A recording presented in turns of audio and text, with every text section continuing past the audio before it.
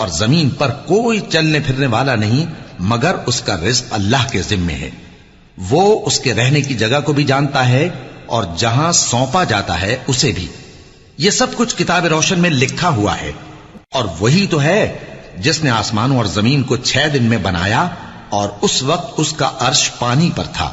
تمہارے پیدا کرنے سے مقصود یہ ہے کہ وہ تم کو آزمائے کہ تم میں عمل کے لحاظ سے کون بہتر ہے.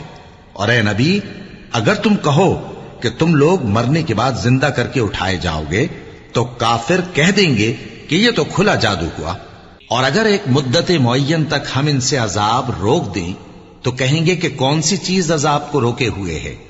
دیکھو، جس روز وہ ان پر واقع ہوگا پھر ٹلنے کا نہیں، اور جس چیز کا یہ مذاق اڑاتے ہیں وہ ان کو گھیر لے گی.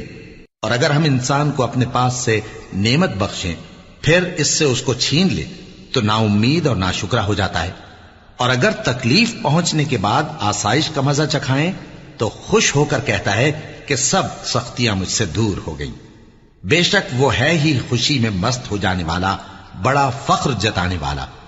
ہاں، جنہوں نے صبر کیا اور عمل نیک کیے یہی ہیں جن کے لیے بخشش اور اجر عظیم ہے. تو شاید تم کچھ چیز وہی میں سے جو تمہارے پاس آتی ہے چھوڑ دو، اور اس خیال سے تمہارا دل تنگ ہو کہ کافر یہ کہنے لگیں کہ اس پر کوئی خزانہ کیوں نہیں نازل ہوا یا اس کے ساتھ کوئی فرشتہ کیوں نہیں آیا. اے نبی، تم تو صرف نصیحت کرنے والے ہو اور اللہ ہر چیز کا نگہبان ہے. کیا یہ لوگ کہتے ہیں کہ اس نے قرآن از خود بنا لیا ہے؟ کہہ دو کہ اگر سچے ہو تو تم بھی ایسی 10 صورتیں بنا لاؤ اور اللہ کے سوا جس جس کو بلا سکتے ہو بلا بھی لو. پس اگر وہ تمہاری بات قبول نہ کریں تو جان لو کہ یہ قرآن اللہ کے علم سے اترا ہے اور یہ کہ اس کے سوا کوئی معبود نہیں. تو کیا تم لوگ اسلام لاتے ہو؟ جو لوگ دنیا کی زندگی اور اس کی زیب و زینت کے طالب ہوں، ہم ان کے اعمال کا بدلہ انہیں دنیا ہی میں دے دیتے ہیں اور اس میں ان کی حق تلفی نہیں کی جاتی. یہ وہ لوگ ہیں جن کے لیے آخرت میں آتش جہنم کے سوا اور کچھ نہیں، اور جو عمل انہوں نے دنیا میں کیے سب برباد، اور جو کچھ یہ کرتے رہے سب ضائع ہوا. بھلا جو لوگ اپنے پروردگار کی طرف سے دلیل روشن رکھتے ہوں اور ان کے ساتھ ایک آسمانی گواہ بھی اس کی جانب سے ہو، اور اس سے پہلے موسیٰ کی کتاب ہو جو پیشوا اور رحمت ہے، تو کیا وہ قرآن پر ایمان نہیں لائیں گے؟ یہی لوگ تو اس پر ایمان لاتے ہیں، اور جو کوئی اور فرقوں میں سے اس سے منکر ہو تو اس کا ٹھکانہ آگ ہے. تو تم اس قرآن سے شک میں نہ ہونا، یہ تمہارے پروردگار کی طرف سے حق ہے، لیکن اکثر لوگ ایمان نہیں لاتے. اور اس سے بڑھ کر ظالم کون ہوگا جو اللہ پر جھوٹ باندھے؟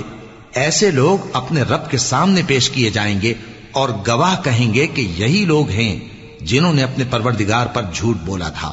سن رکھو کہ ظالموں پر اللہ کی لعنت ہے، جو اللہ کے رستے سے روکتے اور اس میں کجی چاہتی ہیں اور وہ آخرت کا بھی انکار کرتے ہیں. یہ لوگ زمین میں کہیں چھپ کر اللہ کو ہرا نہیں سکتے اور نہ اللہ کے سوا کوئی ان کا حمایتی ہے. اے پیغمبر، ان کو دگنا عذاب دیا جائے گا کیونکہ یہ شدت کفر سے تمہاری بات نہیں سن سکتے تھے اور نہ تم کو دیکھ سکتے تھے. یہی ہیں جنہوں نے اپنے آپ کو خسارے میں ڈالا اور جو کچھ یہ افترا کیا کرتے تھے ان سے جاتا رہا. بلا شبہ یہ لوگ آخرت میں سب سے زیادہ نقصان پانے والے ہیں. جو لوگ ایمان لائے اور عمل نیک کیے اور اپنے پروردگار کے آگے عاجزی کی، یہی صاحب جنت ہیں، ہمیشہ اس میں رہیں گے. دونوں فریقوں یعنی کافر و مومن کی مثال ایسی ہے جیسے ایک اندھا بہرا ہو اور ایک دیکھتا سنتا. بھلا دونوں کا حال یکساں ہو سکتا ہے؟ پھر تم سوچتے کیوں نہیں؟ اور ہم نے نوح کو ان کی قوم کی طرف بھیجا تو انہوں نے ان سے کہا کہ میں تم کو کھول کھول کر ڈر سنانے اور یہ پیغام پہنچانے آیا ہوں کہ اللہ کے سوا کسی کی عبادت نہ کرو، مجھے تمہاری نسبت دردناک عذاب کا خوف ہے. تو ان کی قوم کے سردار جو کافر تھے کہنے لگے کہ ہم تم کو اپنے ہی جیسا ایک آدمی دیکھتے ہیں اور یہ بھی دیکھتے ہیں کہ تمہارے پیرو وہی لوگ ہوئے ہیں جو ہم میں ادنا درجے کے ہیں، اور وہ بھی سطحی رائے سے، اور ہم تم میں اپنے اوپر کسی طرح کی فضیلت نہیں دیکھتے بلکہ تمہیں جھوٹا خیال کرتے ہیں.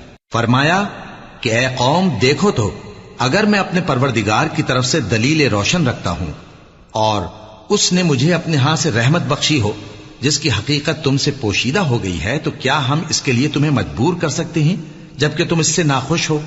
اور اے قوم، میں اس نصیحت کے بدلے تم سے مال و زر کا مطالبہ تو نہیں کرتا، میرا صلہ تو اللہ کے ذمے ہے، اور جو لوگ ایمان لائے ہیں میں ان کو نکالنے والا بھی نہیں ہوں، وہ تو اپنے پروردگار سے ملنے والے ہیں، لیکن میں دیکھتا ہوں کہ تم لوگ نادانی کر رہے ہو۔ اے میری قوم، اگر میں ان کو نکال دوں تو اللہ کی گرفت سے بچانے کے لیے کون میری مدد کر سکتا ہے؟ بھلا تم غور کیوں نہیں کرتے؟ اور میں نہ تم سے یہ کہتا ہوں کہ میرے پاس اللہ کے خزانے ہیں، اور نہ یہ کہ میں غیب جانتا ہوں، اور نہ یہ کہتا ہوں کہ میں فرشتہ ہوں، اور نہ ان لوگوں کی نسبت جن کو تم حقارت کی نظر سے دیکھتے ہو یہ کہتا ہوں کہ اللہ ان کو بھلائی یعنی اعمال کی جزا نہیں دے گا۔ جو ان کے دلوں میں ہے اسے اللہ خوب جانتا ہے، اگر میں ایسا کہوں تو بے انصافوں میں ہو جاؤں۔ انہوں نے کہا کہ نوح، تم نے ہم سے جھگڑا تو کیا اور جھگڑا بھی بہت کیا، اب اگر تم سچے ہو تو جس چیز سے ہمیں ڈراتے ہو وہ ہم پر لا نازل کرو۔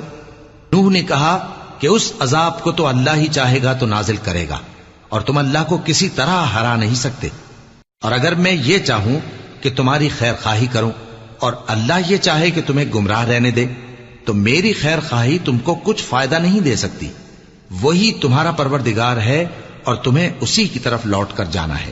کیا یہ لوگ کہتے ہیں کہ اس پیغمبر نے قرآن اپنے دل سے بنا لیا ہے؟ کہہ دو کہ اگر میں نے دل سے بنا لیا ہے تو میرے گناہ کا وبال مجھ پر، اور جو گناہ تم کرتے ہو اس سے میں بری الذمہ ہوں۔ اور نوح کی طرف وحی کی گئی کہ تمہاری قوم میں جو لوگ ایمان لا چکے ان کے سوا اور کوئی ایمان نہیں لائے گا، تو جو کام یہ کر رہے ہیں ان کی وجہ سے غم نہ کھاؤ، اور ایک کشتی ہمارے حکم سے ہمارے سامنے بناؤ، اور جو لوگ ظالم ہیں ان کے بارے میں مجھ سے کچھ نہ کہنا، کیونکہ وہ ضرور غرق کر دیے جائیں گے۔ اور نوح نے کشتی بنانا شروع کر دی، اور جب ان کی قوم کے سردار ان کے پاس سے گزرتے تو ان سے تمسخر کرتے۔ وہ کہتے کہ اگر تم ہم سے تمسخر کرتے ہو تو جس طرح تم ہم سے تمسخر کرتے ہو اسی طرح ایک وقت ہم بھی تم سے تمسخر کریں گے، اور تم کو جلد معلوم ہو جائے گا کہ کس پر عذاب آتا ہے جو اسے رسوا کرے گا، اور کس پر ہمیشہ کا عذاب نازل ہوتا ہے۔ یہاں تک کہ جب ہمارا حکم آ پہنچا اور تنور جوش مارنے لگا تو ہم نے نوح کو حکم دیا کہ ہر قسم کے پالتو جانوروں میں سے جوڑا جوڑا یعنی ایک ایک نر اور ایک ایک مادہ لے لو، اور جس شخص کی نسبت حکم ہو چکا ہے کہ ہلاک ہو جائے گا اس کو چھوڑ کر اپنے گھر والوں کو اور جو ایمان لایا ہو اس کو کشتی میں سوار کر لو، اور ان کے ساتھ ایمان بہت ہی کم لوگ لائے تھے۔ نوح نے کہا کہ اللہ کا نام لے کر کہ اسی کے کرم سے اس کا چلنا اور ٹھہرنا ہے، اس میں سوار ہو جاؤ، بے شک میرا پروردگار بخشنے والا ہے، مہربان ہے۔ اور وہ ان کو لے کر طوفان کی لہروں میں چلنے لگی۔ لہریں کیا تھیں؟ گویا پہاڑ تھے۔ اس وقت نوح نے اپنے بیٹے کو جو کشتی سے الگ تھا پکارا کہ بیٹا ہمارے ساتھ سوار ہو جا اور کافروں میں شامل نہ ہو۔ اس نے کہا کہ میں ابھی پہاڑ سے جا لگوں گا، وہ مجھے پانی سے بچا لے گا۔ فرمایا کہ آج اللہ کے عذاب سے کوئی بچانے والا نہیں اور نہ کوئی بچ سکتا ہے مگر وہی جس پر اللہ رحم کرے۔ اتنے میں دونوں کے درمیان لہر حائل ہو گئی اور وہ ڈوب کر رہ گیا، اور حکم دیا گیا کہ اے زمین اپنا پانی نگل جا اور اے آسمان تھم جا، اور پانی خشک ہو گیا اور کام تمام کر دیا گیا، اور کشتی کوہ جودی پر جا ٹھہری، اور کہہ دیا گیا کہ بے انصاف لوگوں پر لعنت۔ اور نوح نے اپنے پروردگار کو پکارا اور کہا کہ پروردگار، میرا بیٹا بھی میرے گھر والوں میں ہے، تو اس کو بھی نجات دے، تیرا وعدہ سچا ہے اور تو بہترین حاکم ہے۔ اللہ نے فرمایا کہ اے نوح، وہ تیرے گھر والوں میں نہیں ہے، وہ تو سراسر بد عمل ہے، تو جس چیز کی تم کو حقیقت معلوم نہیں اس کے بارے میں مجھ سے درخواست ہی نہ کرو، اور میں تم کو نصیحت کرتا ہوں کہ نادان نہ بنو۔ نوح نے کہا پروردگار، میں تجھ سے پناہ مانگتا ہوں کہ ایسی چیز کی تجھ سے درخواست کروں جس کی حقیقت مجھے معلوم نہیں، اور اگر تو مجھے نہیں بخشے گا اور مجھ پر رحم نہیں فرمائے گا تو میں تباہ ہو جاؤں گا۔ حکم ہوا کہ نوح ہماری طرف سے سلامتی اور برکتوں کے ساتھ جو تم پر اور تمہارے ساتھ کی جماعتوں پر نازل کی گئی ہیں اتر آؤ، اور کچھ اور جماعتیں ہوں گی جن کو ہم دنیا کے فوائد سے بہرہ مند کریں گے، پھر ان کو ہماری طرف سے عذاب علیم پہنچے گا۔ یہ حالات غیب کی خبروں میں سے ہیں جو ہم تمہاری طرف بھیجتے ہیں، اور اس سے پہلے نہ تم ہی ان کو جانتے تھے اور نہ تمہاری قوم ہی ان سے واقف تھی، تو صبر کرو کہ انجام پرہیزگاروں ہی کا بھلا ہے۔ اور ہم نے قوم عاد کی طرف ان کے بھائی ہود کو بھیجا. انہوں نے کہا اے میری قوم اللہ ہی کی عبادت کرو، اس کے سوا تمہارا کوئی معبود نہیں. تم شرک کر کے اللہ پر محض بہتان باندھتے ہو. میری قوم میں اس واعظ و نصیحت کا تم سے کچھ صلہ نہیں مانگتا. میرا صلہ تو اس کے ذمے ہے جس نے مجھے پیدا کیا. بھلا تم سمجھتے کیوں نہیں؟ اور اے قوم اپنے پروردگار سے بخشش مانگو، پھر اس کے آگے توبہ کرو. وہ تم پر آسمان سے موسلا دھار بارش برسائے گا اور تمہاری طاقت پر طاقت بڑھائے گا. اور دیکھو گناہگار بن کر روگردانی نہ کرو. وہ بولے ہود تم ہمارے پاس کوئی دلیل ظاہر نہیں لائے، اور ہم صرف تمہارے کہنے سے نہ اپنے معبودوں کو چھوڑنے والے ہیں اور نہ تم پر ایمان لانے والے ہیں. ہم تو یہ سمجھتے ہیں کہ ہمارے کسی معبود نے تمہیں تکلیف پہنچا کر دیوانہ کر دیا ہے. انہوں نے کہا کہ میں اللہ کو گواہ کرتا ہوں اور تم بھی گواہ رہو کہ جن کو تم اللہ کا شریک بناتے ہو میں ان سے بیزار ہوں. یعنی جن کی اللہ کے سوا عبادت کرتے ہو تو تم سب مل کر میرے بارے میں جو تدبیر کرنی چاہو کر لو اور مجھے مہلت نہ دو.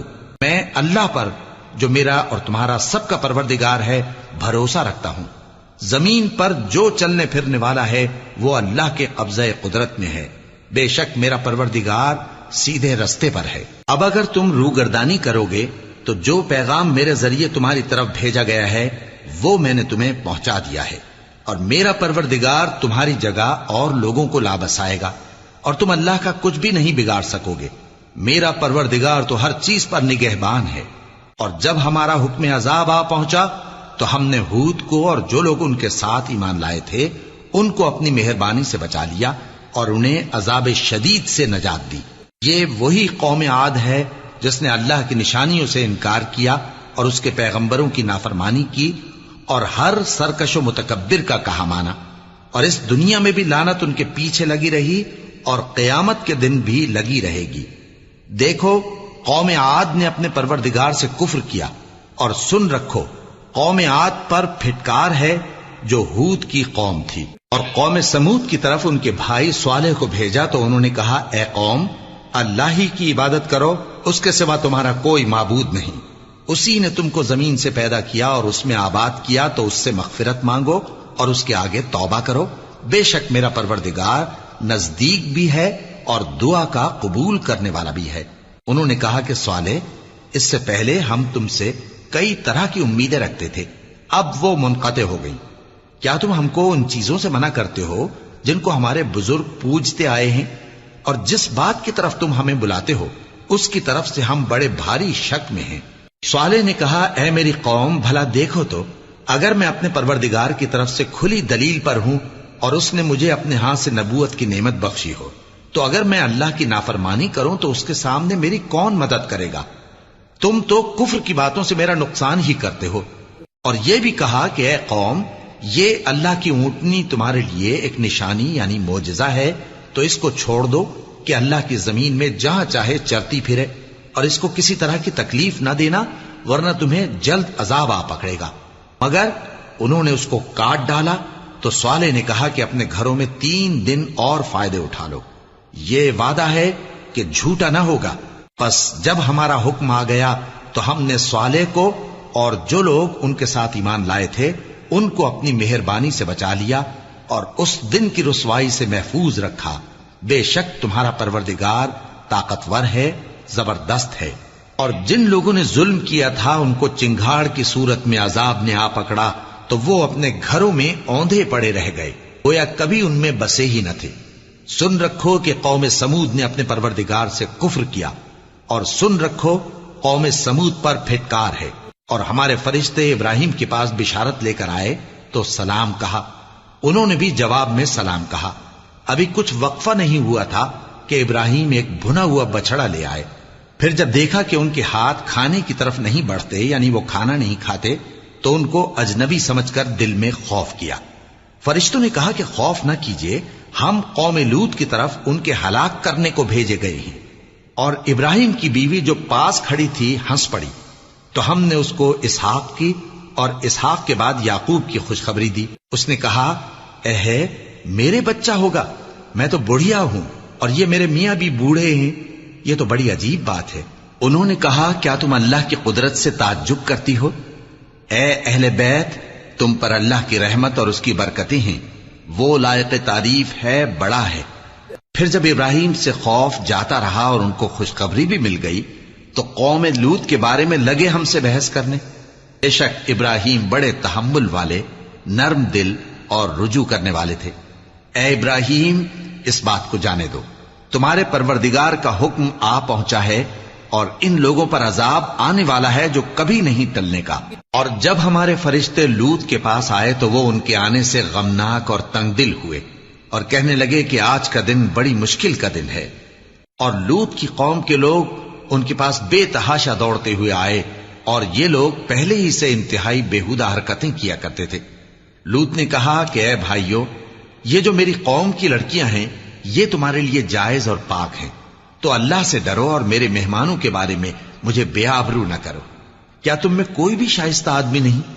وہ بولے تم کو معلوم ہے کہ تمہاری ان بیٹیوں کی ہمیں کچھ حاجت نہیں، اور جو ہماری غرض ہے اسے تم خوب جانتے ہو۔ لوط نے کہا اے کاش مجھ میں تمہارے مقابلے کی طاقت ہوتی یا میں کسی مضبوط قلعے میں پناہ لے لیتا۔ فرشتوں نے کہا اے لوط، ہم تمہارے پروردگار کے فرشتے ہیں، یہ لوگ ہرگز تم تک نہیں پہنچ سکیں گے، تو کچھ رات رہے سے اپنے گھر والوں کو لے کر چل دو اور تم میں سے کوئی شخص پیچھے مڑ کر نہ دیکھے مگر تمہاری بیوی کے جو آفت ان پر پڑنے والی ہے وہی اس پر بھی پڑے گی۔ ان کے عذاب کے وعدے کا وقت صبح ہے، اور کیا صبح کچھ دور ہے؟ پھر جب ہمارا حکم آیا ہم نے اس بستی کو الٹ کر نیچے اوپر کر دیا اور ان پر پتھر کی تہ بتہ کنکریاں برسائیں جن پر تمہارے پروردگار کے ہاں سے نشان کیے ہوئے تھے، اور وہ بستی ان ظالموں سے کچھ دور نہیں۔ اور مدین کی طرف ان کے بھائی شعیب کو بھیجا تو انہوں نے کہا کہ اے قوم، اللہ ہی کی عبادت کرو کہ اس کے سوا تمہارا کوئی معبود نہیں، اور ناپ اور تول میں کمی نہ کیا کرو، میں تو تم کو آسودہ حال دیکھتا ہوں، اور اگر تم ایمان نہ لاؤ گے تو مجھے تمہارے بارے میں ایک ایسے دن کے عذاب کا خوف ہے جو تم کو گھیر کر رہے گا۔ اور اے میری قوم، ناپ اور تول انصاف کے ساتھ پوری پوری کیا کرو، اور لوگوں کو ان کی چیزیں کم نہ دیا کرو، اور زمین میں خرابی کرتے نہ پھرو۔ اگر تم کو میرے کہنے کا یقین ہو تو اللہ کا دیا ہوا نفع ہی تمہارے لیے بہتر ہے، اور میں تمہارا نگہبان نہیں ہوں۔ انہوں نے کہا اے شعیب، کیا تمہاری نماز تمہیں یہ سکھاتی ہے کہ جن کو ہمارے باپ دادا پوجتے آئے ہیں ہم ان کو ترک کر دیں، یا اپنے مال میں تصرف کرنا چاہیں تو نہ کریں؟ تم تو بڑے نرم دل اور بڑے سیدھے ہو۔ انہوں نے کہا کہ اے قوم، دیکھو تو اگر میں اپنے پروردگار کی طرف سے دلیل روشن پر ہوں اور اس نے اپنے ہاں سے مجھے نیک روزی دی ہو تو کیا میں اپنا فرض ادا نہ کروں؟ اور میں نہیں چاہتا کہ جس بات سے میں تمہیں منع کروں خود اس کو کرنے لگوں۔ میں تو جہاں تک مجھ سے ہو سکے تمہارے معاملات کی اصلاح چاہتا ہوں، اور اس بارے میں مجھے توفیق کا ملنا اللہ ہی کے فضل سے ہے۔ میں اسی پر بھروسہ رکھتا ہوں اور اسی کی طرف رجوع کرتا ہوں۔ اور اے قوم، میری مخالفت تم سے کوئی ایسا کام نہ کرا دے کہ جیسی مصیبت نوح کی قوم یا ہود کی قوم یا صالح کی قوم پر واقع ہوئی تھی ویسی ہی مصیبت تم پر واقع ہو۔ اور لوط کی قوم کا زمانہ تو تم سے کچھ دور نہیں، اور اپنے پروردگار سے بخشش مانگو اور اس کے آگے توبہ کرو، بے شک میرا پروردگار بڑا مہربان ہے، بہت محبت کرنے والا ہے۔ انہوں نے کہا کہ شعیب، تمہاری بہت سی باتیں ہماری سمجھ میں نہیں آتی، اور ہم دیکھتے ہیں کہ تم ہم میں کمزور بھی ہو، اور اگر تمہارے بھائی بند نہ ہوتے تو ہم تم کو سنسار کر دیتے، اور تم ہم پر کسی طرح بھی غالب نہیں ہو۔ انہوں نے کہا کہ اے قوم، کیا میرے بھائی بندوں کا دباؤ تم پر اللہ سے زیادہ ہے، اور اس کو تم نے پیٹھ پیچھے ڈال رکھا ہے؟ میرا پروردگار تو تمہارے سب اعمال کا احاطہ کیے ہوئے ہے۔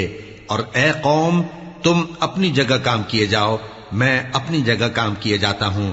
تم کو ان قریب معلوم ہو جائے گا کہ رسوا کرنے والا عذاب کس پر آتا ہے اور جھوٹا کون ہے، اور تم بھی انتظار کرو، میں بھی تمہارے ساتھ انتظار کرتا ہوں۔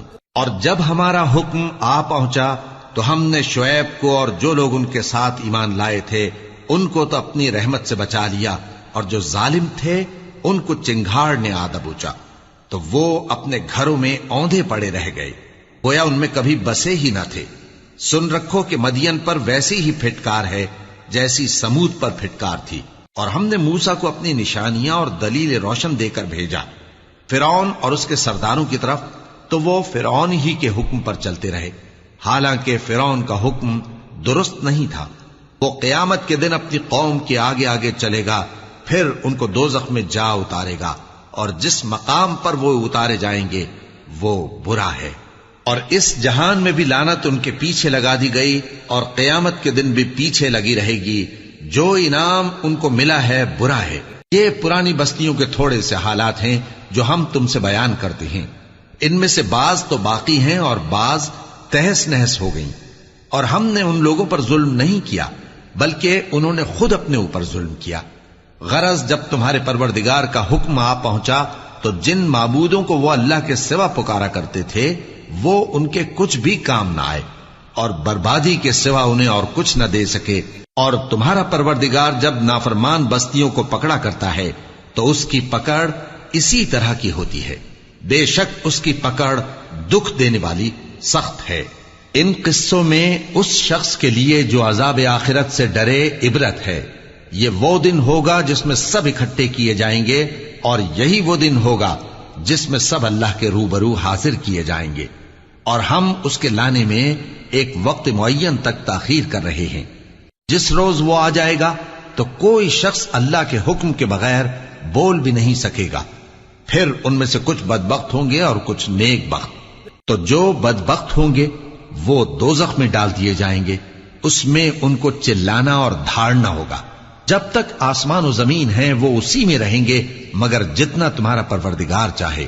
بے شک تمہارا پروردگار جو چاہتا ہے کر دیتا ہے. اور جو نیک بخت ہوں گے وہ بہشت میں داخل کیے جائیں گے، اور جب تک آسمان اور زمین ہیں ہمیشہ اسی میں رہیں گے مگر جتنا تمہارا پروردگار چاہے. یہ اللہ کی بخشش ہے جو کبھی منقطع نہیں ہوگی. تو یہ لوگ جو غیر اللہ کی پرستش کرتے ہیں اس سے تم شک میں نہ پڑنا. یہ اسی طرح پرستش کرتے ہیں جس طرح پہلے سے ان کے باپ دادا پرستش کرتے آئے ہیں، اور ہم ان کو ان کا حصہ پورا پورا بغیر کچھ کم کیے دینے والے ہیں. اور ہم نے موسیٰ کو کتاب دی تو اس میں اختلاف کیا گیا، اور اگر تمہارے پروردگار کی طرف سے ایک بات پہلے نہ ہو چکی ہوتی تو ان میں فیصلہ کر دیا جاتا، اور وہ تو اس کی طرف سے بڑے بھاری شک میں پڑے ہوئے ہیں. اور تمہارا پروردگار ان سب کو قیامت کے دن ان کے اعمال کا پورا پورا بدلہ دے گا. بے شک جو عمل یہ کرتے ہیں وہ اس سے واقف ہے. سو اے پیغمبر، جیسا تم کو حکم ہوتا ہے اس پر تم اور جو لوگ تمہارے ساتھ تائب ہوئے ہیں قائم رہو، اور حد سے تجاوز نہ کرنا. وہ تمہارے سب اعمال کو دیکھ رہا ہے. اور مسلمانوں، جو لوگ ظالم ہیں ان کی طرف مائل نہ ہونا، نہیں تو تمہیں بھی دوزخ کی آگ آ لپٹے گی. اور اللہ کے سوا تمہارے کوئی دوست نہیں ہوں گے، پھر تمہیں کوئی مدد بھی نہ ملے گی. اور دن کے دونوں سروں یعنی صبح اور شام کے اوقات میں اور رات کی چند ساعتوں میں نماز پڑھا کرو. کچھ شک نہیں کہ نیکیاں گناہوں کو دور کر دیتی ہیں. یہ ان کے لیے نصیحت ہے جو نصیحت قبول کرنے والے ہیں. اور صبر کیے رہو کہ اللہ نیکوکاروں کا اجر ضائع نہیں کرتا. تو جو امتیں تم سے پہلے گزر چکی ہیں ان میں ایسے ہوش مند کیوں نہ ہوئے جو ملک میں خرابی کرنے سے روکتے؟ ہاں، ایسے تھوڑے سے تھے جن کو ہم نے ان میں سے نجات بخشی.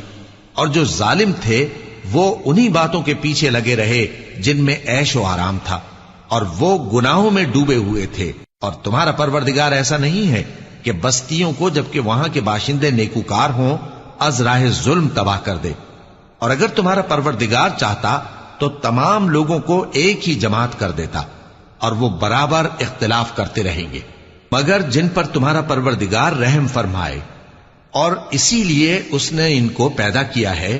اور تمہارے پروردگار کا قول پورا ہو گیا کہ میں دوزخ کو جنوں اور انسانوں سب سے بھر دوں گا. اور اے نبی اور پیغمبروں کے وہ سب حالات جو ہم تم سے بیان کرتے ہیں ان سے ہم تمہارے دل کو جمائے رکھتے ہیں. اور ان حالات میں تمہارے پاس حق پہنچ گیا، اور یہ مومنوں کے لیے نصیحت اور عبرت ہے. اور جو لوگ ایمان نہیں لائے ان سے کہہ دو کہ تم اپنی جگہ عمل کیے جاؤ، ہم اپنی جگہ عمل کیے جاتے ہیں. اور نتیجہ اعمال کا تم بھی انتظار کرو، ہم بھی انتظار کرتے ہیں. اور آسمانوں اور زمین کی چھپی چیزوں کا علم اللہ ہی کو ہے، اور تمام معاملات اسی کی طرف رجوع کیے جائیں گے، تو اسی کی عبادت کرو اور اسی پر بھروسہ رکھو، اور جو کچھ تم لوگ کر رہے ہو تمہارا پروردگار اس سے بے خبر نہیں۔ سورۃ یوسف۔ شروع اللہ کا نام لے کر جو بڑا مہربان نہایت رحم والا ہے۔ الف لام را، یہ کتاب روشن کی آیتیں ہیں۔ ہم نے اس قرآن کو عربی میں نازل کیا ہے تاکہ تم لوگ سمجھ سکو۔ اے پیغمبر، ہم اس قرآن کے ذریعے سے جو ہم نے تمہاری طرف بھیجا ہے تمہیں ایک نہایت اچھا قصہ سناتے ہیں، اور تم اس سے پہلے بے خبر تھے۔ جب یوسف نے اپنے والد سے کہا کہ ابا، میں نے خواب میں 11 ستاروں اور سورج اور چاند کو دیکھا ہے، دیکھتا کیا ہوں کہ وہ مجھے سجدہ کر رہی ہیں۔ انہوں نے کہا کہ بیٹا، اپنے خواب کا ذکر اپنے بھائیوں سے نہ کرنا، نہیں تو وہ تمہارے حق میں کوئی چال چلیں گے۔ کچھ شک نہیں کہ شیطان انسان کا کھلا دشمن ہے، اور اسی طرح اللہ تمہیں برگزیدہ و ممتاز کرے گا اور خواب کی باتوں کی تعبیر کا علم سکھائے گا، اور جس طرح اس نے اپنی نعمت پہلے تمہارے دادا پر دادا ابراہیم اور اسحاق پر پوری کی تھی، اسی طرح تم پر اور اولاد یعقوب پر پوری کرے گا۔ بے شک تمہارا پروردگار سب کچھ جاننے والا ہے، حکمت والا ہے۔ ہاں، یوسف اور ان کے بھائیوں کے قصے میں پوچھنے والوں کے لیے بہت سی نشانیاں ہیں۔ جب انہوں نے آپس میں تذکرہ کیا کہ یوسف اور اس کا بھائی ابا کو ہم سے زیادہ پیارے ہیں، حالانکہ ہم جماعت کی جماعت ہیں، کچھ شک نہیں کہ ابا کھلی غلطی پر ہیں، یوسف کو یا تو جان سے مار ڈالو یا کسی ملک میں پھینک آؤ، پھر ابا کی توجہ صرف تمہاری طرف ہو جائے گی، اور اس کے بعد تم نیک لوگوں میں ہو جاؤ گے۔ ان میں سے ایک کہنے والے نے کہا کہ یوسف کو جان سے نہ مارو، کسی اندھے کنویں میں ڈال دو کہ کوئی راہگیر اسے نکال کر کسی دوسرے ملک میں لے جائے گا۔ اگر تم کو کرنا ہی ہے تو یوں کرو۔ یہ مشورہ کر کے وہ اپنے والد سے کہنے لگے کہ ابا جان، کیا سبب ہے کہ آپ یوسف کے بارے میں ہمارا اعتبار نہیں کرتے؟ حالانکہ ہم اس کے خیر خواہ ہیں، کل اسے ہمارے ساتھ بھیج دیجئے کہ خوب میوے کھائے اور کھیلے کودے، ہم اس کے نگہبان ہیں۔ انہوں نے کہا کہ یہ امر مجھے غمناک کیے دیتا ہے کہ تم اسے لے جاؤ، یعنی وہ مجھ سے جدا ہو جائے، اور مجھے یہ بھی خوف ہے کہ تم کھیل میں اس سے غافل ہو جاؤ اور اسے بھیڑیا کھا جائے۔ وہ کہنے لگے کہ اگر ہماری موجودگی میں کہ ہم ایک طاقتور جماعت ہیں اسے بھیڑیا کھا گیا تو ہم بڑے نقصان میں پڑ گئے۔ غرض جب وہ اس کو لے گئے اور اس بات پر اتفاق کر لیا کہ اس کو اندھے کنویں میں ڈال دیں، اور ہم نے یوسف کی طرف وحی بھیجی کہ ایک وقت ایسا آئے گا کہ تم انہیں ان کے اس سلوک سے آگاہ کرو گے، اور ان کو اس وحی کی کچھ خبر نہ ہوگی۔ اور یہ حرکت کر کے وہ رات کے وقت باپ کے پاس روتے ہوئے آئے، کہنے لگے کہ ابا جان، ہم تو دوڑنے اور ایک دوسرے سے آگے نکلنے میں مصروف ہو گئے اور یوسف کو اپنے اسباب کے پاس چھوڑ گئے تو اسے بھیڑیا کھا گیا، اور آپ ہماری بات کو گو ہم سچ ہی کہتے ہیں باور نہیں کریں گے، اور ان کے کرتے پر جھوٹ موٹ کا لہو بھی لگا لائے۔ یعقوب نے کہا کہ یوں نہیں ہے، بلکہ تم اپنے دل سے یہ بات بنا لائے ہو۔ اچھا، صبر کہ وہی خوب ہے، اور جو تم بیان کرتے ہو اس کے بارے میں اللہ ہی سے مدد چاہیے۔ اور اب اللہ کی شان دیکھو کہ اس کنویں کے قریب ایک قافلہ آوارد ہوا اور انہوں نے پانی کے لیے اپنا سقا بھیجا، تو اس نے کنویں میں ڈول لٹکایا، یوسف اس سے لٹک گئے۔ وہ بولا، زہے قسمت، یہ تو ایک لڑکا ہے، اور اس کو قیمتی سرمایہ سمجھ کر چھپا لیا۔ اور جو کچھ وہ کرتے تھے اللہ کو خوب معلوم تھا، اور انہوں نے اس کو تھوڑی سی قیمت یعنی معدود چند درہموں پر بیچ ڈالا، اور وہ اس سے بیزار ہو رہے تھے۔ اور مصر میں جس شخص نے اس کو خریدا، اس نے اپنی بیوی سے جس کا نام زلیخا تھا کہا کہ اس کو عزت و اکرام سے رکھو، عجب نہیں کہ یہ ہمیں فائدہ دے یا ہم اسے بیٹا بنا لیں۔ اس طرح ہم نے یوسف کو سرزمین مصر میں جگہ دی، اور غرض یہ تھی کہ ہم ان کو خواب کی باتوں کی تعبیر سکھائیں، اور اللہ اپنے کام پر غالب ہے لیکن اکثر لوگ نہیں جانتے۔ اور جب وہ اپنی جوانی کو پہنچے تو ہم نے ان کو دانائی اور علم عطا کیا، اور نیکوکاروں کو ہم اسی طرح بدلہ دیا کرتے ہیں۔ اور جس عورت کے گھر میں وہ رہتے تھے اس نے ان کو اپنی طرف مائل کرنا چاہا، اور دروازے بند کر کے کہنے لگی، یوسف جلدی آؤ۔ انہوں نے کہا کہ اللہ پناہ میں رکھے، وہ یعنی تمہارے میاں تو میرے آقا ہیں، انہوں نے مجھے اچھی طرح سے رکھا ہے، میں ایسا ظلم نہیں کر سکتا، بے شک ظالم لوگ فلاح نہیں پائیں گے۔ اور اس عورت نے ان کا قصد کیا اور انہوں نے اس کا قصد کیا۔ اگر وہ اپنے پروردگار کی نشانی نہ دیکھتے تو جو ہوتا سو ہوتا.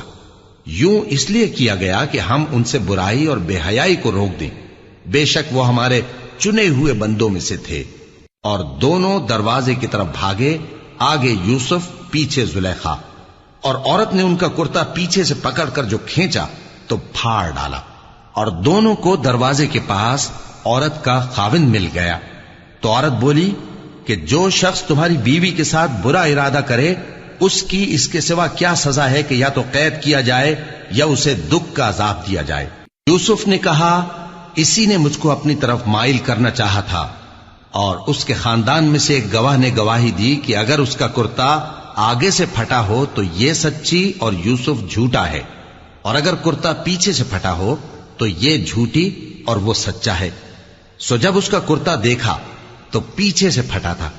تب اس نے زلیخا سے کہا کہ یہ تمہارا ہی فریب ہے، اور کچھ شک نہیں کہ تم عورتوں کے فریب بڑے بھاری ہوتے ہیں. یوسف اس بات کا خیال نہ کر، اور زلیخا تو اپنے گناہ کی بخشش مانگ، بے شک خطا تیری ہی ہے. اور شہر میں عورتیں گفتگویں کرنے لگیں کہ عزیز کی بیوی اپنے غلام کو اپنی طرف مائل کرنا چاہتی ہے اور اس کی محبت اس کے دل میں گھر کر گئی ہے. ہم دیکھتی ہیں کہ وہ کھلی گمراہی میں ہے. پھر جب زلیخا نے ان عورتوں کی گفتگو جو حقیقت میں دیدار یوسف کے لیے ایک چال تھی سنی تو ان کے پاس دعوت کا پیغام بھیجا اور ان کے لیے ایک محفل مرتب کی اور پھل تراشنے کے لیے ہر ایک کو ایک ایک چھری دی اور یوسف سے کہا کہ ان کے سامنے آؤ. جب عورتوں نے ان کو دیکھا تو ان کا روب حسن ان پر ایسا چھا گیا کہ پھل تراشتے تراشتے اپنے ہاتھ کاٹ لیے اور بے ساختہ بول اٹھی کہ اللہ پاک ہے، یہ آدمی نہیں، یہ تو کوئی بزرگ فرشتہ ہے. زلیخا نے کہا تو یہ وہی ہے جس کے بارے میں تم مجھے تانے دیتی تھیں، اور بے شک میں نے اس کو اپنی طرف مائل کرنا چاہا مگر یہ بچا رہا. اور اگر یہ وہ کام نہ کرے گا جو میں اسے کہتی ہوں تو قید کر دیا جائے گا اور ذلیل ہوگا. یوسف نے دعا کی کہ پروردگار جس کام کی طرف یہ مجھے بلاتی ہیں اس کی نسبت مجھے قید پسند ہے، اور اگر تو مجھ سے ان کے فریب کو نہ ہٹائے گا تو میں ان کی طرف مائل ہو جاؤں گا اور نادانوں میں سے ہو جاؤں گا. پس ان کے رب نے ان کی دعا قبول کر لی اور ان سے عورتوں کا داؤں ٹال دیا. بے شک وہی تو سننے والا ہے، جاننے والا ہے. پھر باوجود اس کے کہ وہ لوگ ان کی بے گناہی کے نشان دیکھ چکے تھے، ان کی رائے یہی ٹھہری کہ کچھ عرصے کے لیے ان کو قید ہی کر دیں. اور ان کے ساتھ دو اور جوان بھی داخل زندہ ہوئے. ایک نے ان میں سے کہا کہ میں نے خواب دیکھا ہے، دیکھتا کیا ہوں کہ شراب کے لیے انگور نچوڑ رہا ہوں. دوسرے نے کہا کہ میں نے بھی خواب دیکھا ہے، میں یہ دیکھتا ہوں کہ اپنے سر پر روٹیاں اٹھائے ہوئے ہوں اور پرندے ان میں سے کھا رہے ہیں. تو ہمیں ان کی تعبیر بتا دیجئے کہ ہم تمہیں نیکوکار دیکھتے ہیں. یوسف نے کہا کہ جو کھانا تم کو ملنے والا ہے وہ آنے نہیں پائے گا کہ میں اس سے پہلے تم کو اس کی تعبیر بتا دوں گا. یہ ان باتوں میں سے ہے جو میرے پروردگار نے مجھے سکھائی ہیں. جو لوگ اللہ پر ایمان نہیں لاتے اور آخرت کا انکار کرتے ہیں میں نے ان کا مذہب چھوڑ دیا ہے اور میں اپنے باپ دادا ابراہیم اور اسحاق اور یعقوب کے مذہب پر چلتا ہوں. ہمیں شایع نہیں ہے کہ کسی چیز کو اللہ کے ساتھ شریک بنائیں. یہ اللہ کا فضل ہے ہم پر بھی اور لوگوں پر بھی، لیکن اکثر لوگ شکر نہیں کرتے. اے میرے قید خانے کے رفیقو، بھلا کئی جدا جدا آقا اچھے یا اللہ جو اکیلا ہے سب پر غالب ہے؟ جن چیزوں کی تم اللہ کے سوا پرستش کرتے ہو وہ صرف نام ہی نام ہیں جو تم نے اور تمہارے باپ دادا نے رکھ لیے ہیں. اللہ نے ان کی کوئی سند نازل نہیں کی. سن رکھو کہ اللہ کے سوا کسی کی حکومت نہیں ہے. اس نے ارشاد فرمایا ہے کہ اس کے سوا کسی کی عبادت نہ کرو، یہی سیدھا دین ہے، لیکن اکثر لوگ نہیں جانتے. اے میرے قید خانے کے رفیقو، تم میں سے ایک جو پہلا خواب بیان کرنے والا ہے وہ تو اپنے آقا کو شراب پلایا کرے گا، اور جو دوسرا ہے وہ سولی دیا جائے گا اور پرندے اس کا سر نوچ کھائیں گے. جو بات تم مجھ سے پوچھتے تھے وہ فیصل ہو چکی ہے. اور ان دونوں میں سے جس کی نسبت یوسف نے خیال کیا کہ وہ رہائی پا جائے گا اس سے کہا کہ اپنے آقا سے میرا ذکر بھی کر دینا. پھر شیطان نے اسے ان کا اپنے آقا سے ذکر کرنا بھلا دیا اور یوسف کئی برس قید خانے ہی میں رہے. اور بادشاہ نے کہا کہ میں نے خواب دیکھا ہے، دیکھتا کیا ہوں کہ 7 موٹی گائیں ہیں جن کو 7 دبلی گائیں کھا رہی ہیں. اور 7 خوشے سبز ہیں اور 7 خشک۔ اے درباریو، اگر تم خوابوں کی تعبیر دے سکتے ہو تو مجھے میرے خواب کی تعبیر بتاؤ۔ انہوں نے کہا، یہ خواب تو پریشان خیالی سے ہیں اور ہمیں ایسے خوابوں کی تعبیر نہیں آتی۔ اور وہ شخص جو دونوں قیدیوں میں سے رہائی پا گیا تھا اور جسے مدت کے بعد وہ بات یاد آ گئی، بول اٹھا کہ میں آپ کو اس کی تعبیر لا بتاتا ہوں، مجھے قید خانے جانے کی اجازت دیجیے۔ غرض وہ یوسف کے پاس آیا اور کہنے لگا، یوسف، اے بڑے سچے یوسف، ہمیں اس خواب کی تعبیر بتائیے کہ 7 موٹی گایوں کو 7 دبلی گائیں کھا رہی ہیں اور 7 خوشے سبز ہیں اور 7 سوکھے، تاکہ میں لوگوں کے پاس واپس جا کر تعبیر بتاؤں۔ عجب نہیں کہ وہ تمہاری قدر جانے۔ انہوں نے کہا کہ تم لوگ 7 سال متواتر کھیتی کرتے رہو گے، تو جو غلہ کاٹو تو تھوڑے سے غلے کے سوا جو کھانے میں آئے باقی کو خوشوں میں ہی رہنے دینا۔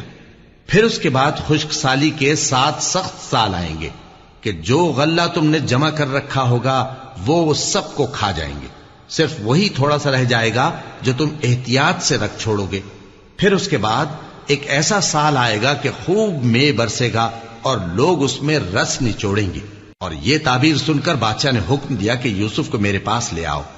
سو جب قاصد ان کے پاس گیا تو انہوں نے کہا کہ اپنے آقا کے پاس واپس جاؤ اور اس سے پوچھو کہ ان عورتوں کا کیا حال ہے جنہوں نے اپنے ہاتھ کاٹ لیے تھے، بے شک میرا پروردگار ان کے فریب سے خوب واقف ہے۔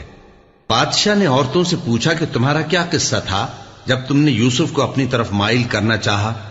سب بول اٹھیں کہ اللہ پاک ہے، ہم نے اس میں کوئی برائی معلوم نہیں کی۔ عزیز کی بیوی نے کہا، اب سچی بات تو ظاہر ہو ہی گئی ہے، اصل یہ ہے کہ میں نے اس کو اپنی طرف مائل کرنا چاہا تھا اور وہ بے شک سچا ہے۔ یوسف نے کہا کہ میں نے یہ بات اس لیے پوچھی ہے کہ عزیز کو یقین ہو جائے کہ میں نے اس کی پیٹھ پیچھے اس کی امانت میں خیانت نہیں کی، اور اللہ خیانت کرنے والوں کی چال کو چلنے نہیں دیتا۔